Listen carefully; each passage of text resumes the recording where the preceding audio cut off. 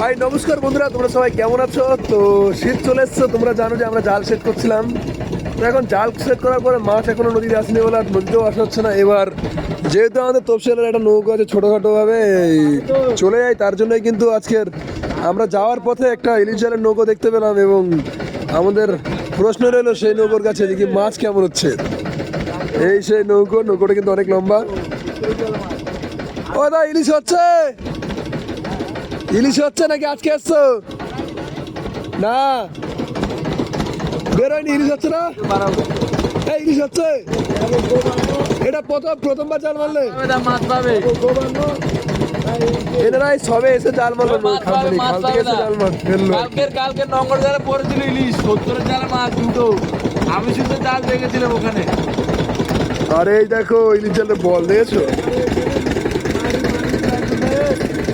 তো কয়েকদিন পরে আমরা ইলিশের ব্লগ নিয়ে ভাটাই আসছি। লাগবে মাছ, ভাটা তোমরা অপেক্ষায় থাকো আর বড় বড় ইলিশ দেখাবো তোমাকে, ঠিক আছে?